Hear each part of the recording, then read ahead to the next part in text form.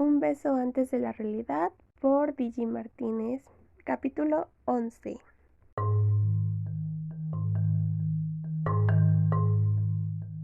Versión de ella. No. Mi mente recreaba una imagen casi exacta de lo que me acababa de ocurrir. El pensamiento flotaba mientras la maestra solicitaba atención y mis nervios no se resistieran al recuerdo. Me había equivocado y todo este tiempo había actuado como una completa tonta con una persona que no se lo merecía y que al final de cuentas era un profesor. ¡Oh, no! Esto era increíble. Iba a morir de vergüenza cada vez que lo viera por la mañana y la culpa que me atormentaba no tendría final. Ahora las excusas no estaban justificadas. ¿Qué pensaría de mí? ¿Qué impresión le habré dado? ¿La de una chica loca que huye de un no sé qué? ¡Rayos! Un profesor. No, un profesor. No es posible. Un profesor. Lamentablemente. La comprensión se extendía por mi cerebro en cada respiración y mi corazón se oprimía en mi pecho de tanta culpa, extraña y evidente. No podía concentrarme más que en lo injusta y grosera que había sido. Me desconocía a mí misma. Y yo que creía que era aquel estudiante que me había hecho gestos extraños. Y él no era. ¡Qué horror! Qué injusta había sido con alguien que ni siquiera conocía. Ahora me sentía más vulnerable. ¿Cómo había confundido dos rostros tan distintos, uno amable y el otro orgulloso y tajante? Tenía que arreglar mi descuido, pero ¿cómo? Versión de él. Había corrido despavorida al verme. ¿Por qué? La pregunta rondaba mi cabeza y me golpeaba con fuerza cada vez que trataba de hallar una respuesta. No la tenía. No la había visto por la mañana en el transporte. Mi plan había sido acercarme un poco más para encontrar alguna forma de conversar con ella sin que pareciera acoso de mi parte. La sociedad globalizada en la que vivimos hoy en día nos impone tantos estereotipos y prejuicios que nadie, pese a los sentimientos, tomaría un gesto como un beso, sin que se conozcan, en los labios de forma adecuada, entre un adulto y una niña, o menor de edad. Pero, ¿qué edad tenía? Ya me había convencido de amarla, pero ¿ella me amaría igual? El gesto que había hecho negaba mi pregunta. Sin embargo, ¿por qué saldría con tal prisa? Me ponía a pensar en que quizás me espiaba. Esto realzaba mi ego y me vanagloriaba por esa inferencia, y al haber sido descubierta por el motivo de su concentración, no podía dar la cara, como los ladrones que se ocultan de quien han robado. Ella era una ladrona sin duda alguna. Me había quitado el aliento, un par de risas y un tanto infinito de alegría. Me había arrancado el alma sin tomar ningún respiro premeditado. Me había ultrajado el corazón y había hecho que mi sueño se esfumara, dejando a su paso el insomnio lleno de su recuerdo, de una imagen, de una figura de ella. ¿Qué era yo para ella? Sabía quién era ella para mí. Lo era todo. Amaba la forma en que penetraba mi ser con solo verme a los ojos, la manera en la que andaba con la cara en alto, presumida, y con un gesto de reto en los labios esperando de mí un gesto que la premiara al siguiente movimiento. La había estado vigilando sin que ella lo supiera. La miraba cuando hablaba con otras personas. Parecía ser franca. Mostraba sonrisas reales que arrancaban arrugas en las comisuras de los ojos, y sus ojos amaba la forma redonda, el color profundo y la inmensidad de su escrutinio, y el cómo me miraba cuando lo hacían. Amaba sentirme penetrado por ella, visualizado por ella, ser preso de su atención. Amaba lo vulnerable que me sentía bajo la imagen de sus pestañas y su brillo en las pupilas. Qué raro era sentirse vivo estando tan dormido en una realidad llena de fantasías. Olvidaba el dolor y la pena cada mañana al verla. Sabía cuánto ella significaba para mí. Sin embargo, ¿qué significaba yo para ella? Era difícil adivinarlo, y más descubrirlo de sus labios y parecía yo ignorarlo de todo el tiempo. ¿Qué podía hacer? Olvidarla no era la solución. Mi memoria era buena y solo podía conseguir olvidar sus ojos si tuviera la enfermedad de Alzheimer o una amnesia temporal de 4 semanas. No podía renunciar a ser maestro, primero porque estaba comenzando el semestre, segundo porque amaba ser lo que era y tercero porque era mi vida. No podía permitir tal arrebato de mi parte si ella solo era una chica. Una maravillosa que me encantaría conocer, una chica que me quitaba el sueño por las noches y a la que solo me bastaba ver para hacerme sonreír por el resto del día. ¿Qué sentimiento despertaba tan frenético en mí? Quizá era amor, quizá solo un gustar, lo que sea, yo lo quería averiguar ya. ¿Qué podía hacer ahora si causaba tal impresión en ella? ¿Cómo aparentar que no existía?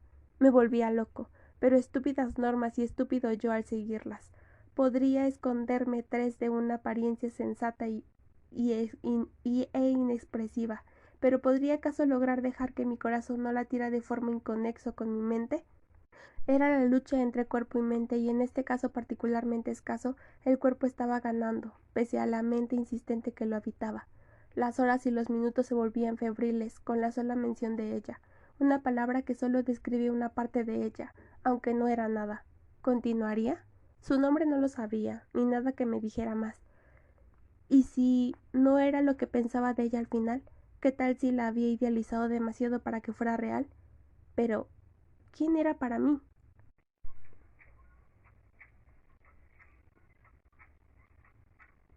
Esa noche no dormí tranquilo. La soledad se hizo de mi cuerpo, mis ganas se desvanecieron y el sueño invadía toda tranquilidad, la mía principalmente, enroscándose en mi cuerpo, en una agonía inmutable, que torturaba mi ser con una cadencia inigualable, pesada y agria. Me sentía como en una de esas películas viejas en blanco y negro. Me miré la ropa y el traje negro con camisa blanca me devolvía la vista. En la habitación había también, en la esquina derecha, un archivero, en la esquina izquierda un anaquel esqueleto que funcionaba como librero, en medio de la sala un gran escritorio color negro de metal, y enfrente de mí un sillón mostrándome su espalda gigantesca. Alguien, que no dejaba mostrar su cara, estaba sentado en aquel sillón. Lo entendí así porque éste desprendía un hálito muy brumoso, que daba vueltas por encima del respaldo, formando círculos y giros vivos. Un o una fumadora. Me vi tentado a dar varias zancadas para girar el asiento y descubrir al intruso, pero antes de cometer cualquier acto decidí ser precavido. Respiré profundo en silencio y caminé con sigilo la habitación, en línea recta hacia el escritorio. Mis pasos hacían un leve susurro. El reloj marcaba segundos y lanzaba un quedo quejido a la atmósfera repentinamente quieta. Date la vuelta, ordené. No reconocí mi voz, aunque mis labios se habían movido. La voz que habían pronunciado esas palabras era un tanto más aguda, más de una mujer y menos propia de un hombre. ¿No me has escuchado?, replicó la misma voz. Ahora mis labios no se habían movido. Date la vuelta. A pesar de la creciente tensión, la voz sonaba casi natural, como si en vez de una orden estuviera citando que había desayunado aquel día. Me acerqué aún más. Había algo en esa voz que me atraía de una forma inmesurable. Me acerqué al sillón con una valentía que no había estado ahí. Me armé de valor y giré de un solo tirón en el respaldo. El felpudo de la tela me sorprendió y distrajo al mismo tiempo. Era suave, cómodo al tacto, pero no fue el tipo de cubierta lo que captó con mayor intensidad mi atención. Fueron unos ojos profundos y cafés. El labial de sus labios era color carmín. Las pestañas estaban cubiertas de pintura negra. Un escote en forma de corazón realzaba dos pechos. Las piernas del vestido, de mangas sueltas, a los hombros brillaban como una luciérnaga, tintineaban. Un chongo tradicional de los 80 se alzaba sobre su cabeza, la villana perfecta de las películas policíacas y criminales de aquella época blanco y negro. Sin ninguna resistencia me abalancé sobre ella. La tomé entre mis brazos con caricias abrasadoras. Las palmas, los dedos, las manos me ardían al contacto con su cuerpo pequeño, delgado y sobre todo atractivo. Sentí de ella la misma desesperación. Como un choque eléctrico, como una electricidad flotando entre los dos, capaz de unirnos de una forma sobrenatural. Nuestros cuerpos se movían en cadencia, como si se conocieran de toda la vida, como si aquel acto lo hubiéramos hecho miles de veces antes. La tomé con fuerza, atrayéndola hacia mi cuerpo con urgencia. Mis manos recorrieron su espalda, su cintura, su cabello. Pasé por una de sus piernas cuando mis labios se pegaban a los suyos, cada vez más insistentes, llenos de deseo. Cerré mis ojos para sentir completa la experiencia, los gemidos guturales que su pecho expulsaba con esfuerzo, la falta de aire que nos provocaba la acción, mi pecho subiendo y bajando, mis manos hábiles sobre su piel y las suyas inexpertas en mi corbata bajando por el saco desabotonándolo. Era ella y no era nadie más. Abrí los ojos y la decepción se apoderó de mi pecho. Así de potente era mi deseo hacia ella. El pecho se mantenía en estado de alerta, agitado, subiendo y bajando. Mi respiración era una disnea combinada, con una reacción de éxtasis potente en todo el cuerpo. Mi piel transpiraba, no solo deseo y sudor, sino también derrota y frustración. Esto no me pasaba desde la secundaria, me parecía en aquel instante cuando la mente estaba rememorizando el sueño. Ella era dueña de mi vida entera, tenía un poder sobre mí inigualable. Ningún otro humano en la tierra, solo ella. Ahora podía destruirme a su gusto. Cualesquiera que sus decisiones me harían feliz.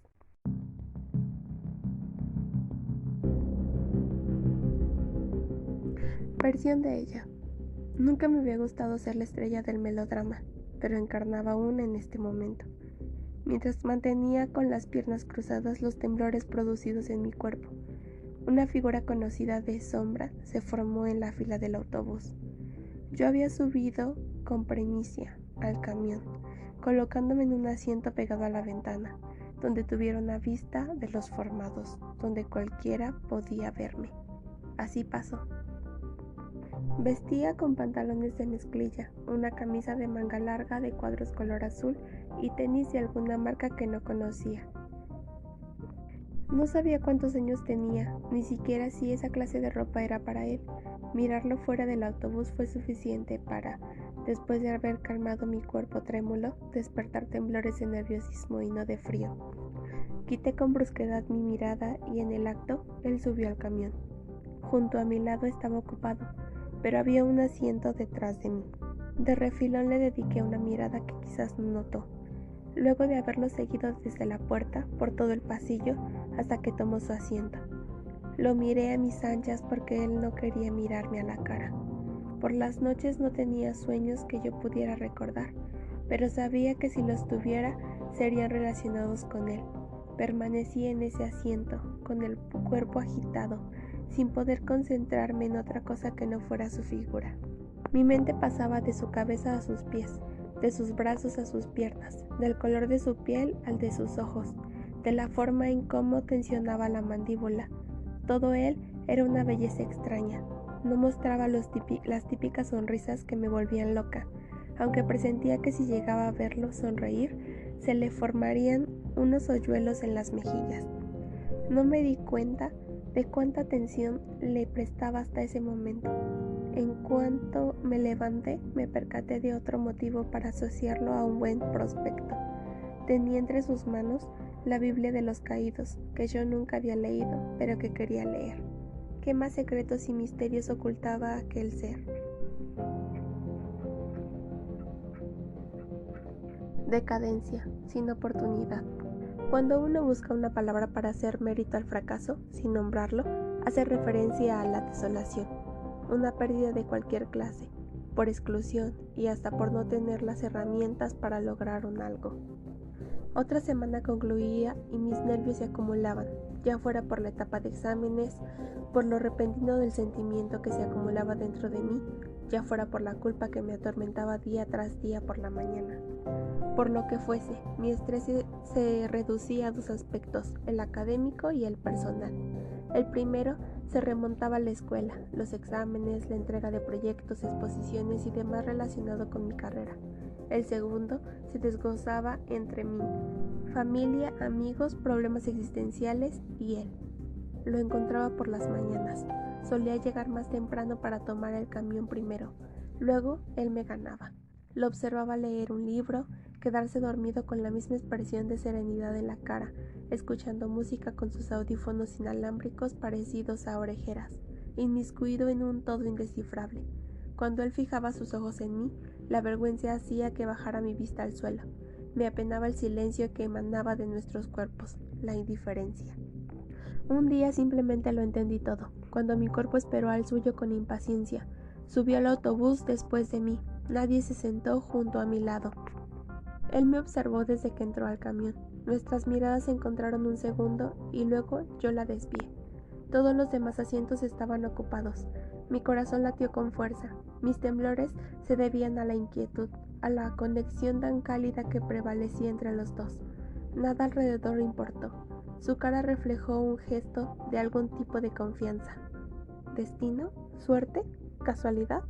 Como si después de haberlo esperado durante tanto tiempo, al fin se hubiera ganado la lotería, y no le quedara de otra más que aceptarlo. Era un mohín más de fastidio que de adoración. Mi corazón se paró. Luego dio un fuerte tirón, y su marcha fue más intensa. Él tomó asiento a mi lado. Mi trémulo cuerpo estaba incontrolable.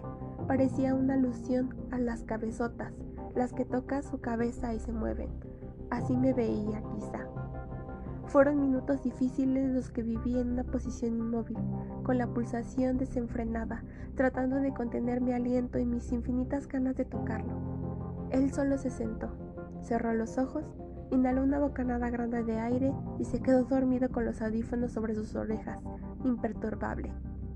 En esa posición parecía una escultura, una de un guerrero griego, un servidor de Atenas, tallado en mármol. Digo guerrero porque aquellos eran hombres y no dioses, eran imperfectos y con caras distintas, gestos de decoro, orgullosos hacia un ídolo al que idolatran con frenesí. Solo podía hacer una cosa en esa locura tan voluminosa: quedarme quieta, aparentar mirar por la ventana cuando veía embelesada el reflejo de su cuerpo en el cristal, cuando me imaginaba rozando su brazo, una parte de su cuerpo. Una parte no era solo una parte de todo lo que implicaba él.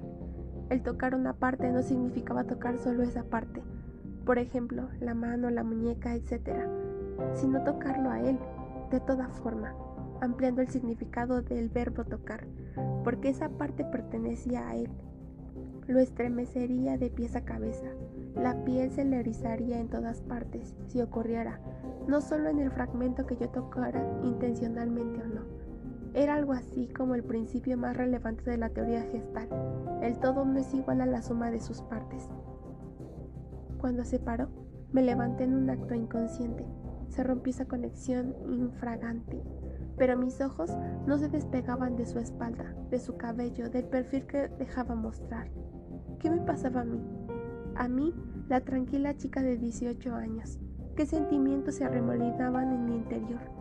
¿Era él acaso el que provocaba todo aquel embrollo en mi sistema? ¿Era tal vez yo la que caía en el error cuando antes se había negado rotundamente a cualquier interacción? Tonta de mí. Caminé detrás de él, como todas las mañanas, desde ese día, luego de descubrir que no era la misma persona, pero a un paso más lento que el del día anterior. Para contemplarlo, para tener una mejor vista, para sentirme más segura de su mirada y el afecto de culpa que tenía sobre mí. Mirarlo de espaldas era protección y cuidado. Yo había caído hasta el fondo y con el cuello asfixiado. Sus ojos profundos, con un toque de alegría en su silenciosa seriedad, café oscuro como la noche. Su cabello castaño, ondulado, medio largo para ser hombre. Sus labios rosados y delgados, suaves. Así lo creía cuando lo veía, que delineaban una fina sonrisa, pero que no sonreían en esa pasividad y serenidad constante. Sus manos, las que suelen sostener libros con gracia, blancas y de dedos delgados, casi huesudos, pero que deslizan con delicadeza la página manchada de tinta, la de su lectura. Su vestimenta, una extraña combinación, la clara imagen de su edad en transición, un poco de juventud y madurez. Esa irracional certeza de personalidad definida en la sencillez. Todos los factores a mi favor: el parecido discreto a mi padre, mi ideal de chico, alto, güero y delgado, una mente nutrida de cultura a través de libros, la madurez reflejada en sus gestos, una sonrisa espontánea, de vez en cuando disimulada por un mohín de tranquilidad, la claridad del concepto de mi exigencia, antes no definido, pero sobreprotegida por una negación constante a mi perfeccionismo. Sin embargo, al mirarlo, quedé al descubierto como si hubiera estado mi alma desnuda, expuesta y vulnerable, y todo ese conocimiento a priori de mí misma se desvaneció. Un error, solo un factor en desventaja, su edad y la mía. Podría decirse que no era relevante un problema tan crítico como para ser mencionado, pero, a decir verdad, La resolución que se deriva de ese único elemento en desventaja causa tantos males, inseguridades y temores que, aunque sea uno solo, se convierte en 1.000.000 de productos a partir de ese. Su edad, solo un número, solo un factor. Toda mi vida destrozada por un compuesto de 2 números que se cumplen en años de experiencia, infinidad de emociones, causas y consecuencias, sueños y aspiraciones y futuro, pasado y en consecuencia evidente también presente. ¿Quién era yo para él?